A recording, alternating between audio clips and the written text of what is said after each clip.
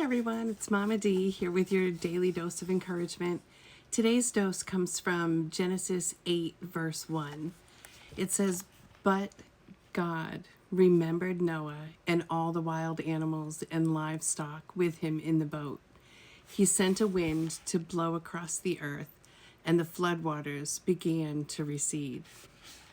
I absolutely love it when I see the words, "but God," in the Bible.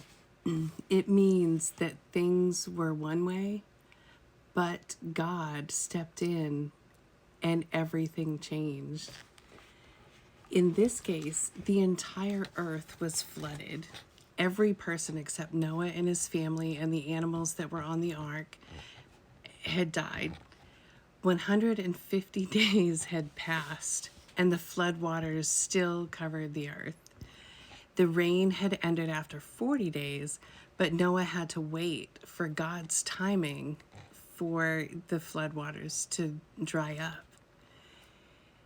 2.5 months later, the water had gone down enough to see the mountain peaks. 40 days after that, Noah sent out a dove to see if it found dry land, but it didn't. Noah had to test the waters. 7 days later, he sent the dove out again, and it returned with an olive branch. Progress was being made. 7 more days went by before he sent the dove out again, and it didn't return. 10.5 months had passed since the flood began. 2 more months later, the earth was dry, and God told Noah to come out of the boat. The first thing Noah did when he left the boat or the ark was build an altar to the Lord to honor and worship him. There is so much we can learn from Noah's journey that'll help us today. We all go through trials, and some of them seem flood the earth size while we're in them. If we look at this account of the flood as a whole, we'll see that God was with Noah from start to finish. God warned him the flood was coming, provided what Noah needed to come through the trial, provision, instructions, plans. God sent the animals to him.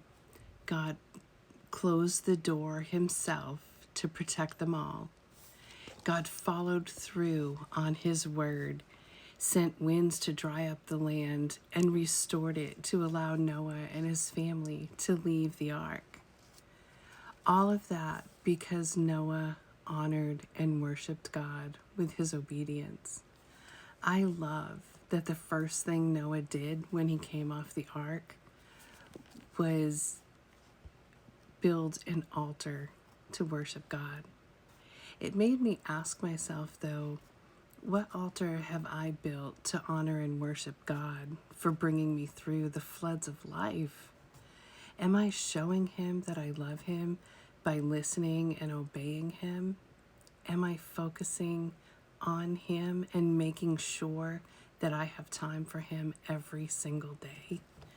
Just some things to think about. And remember, there's enough ugly in the world. Choose Jesus.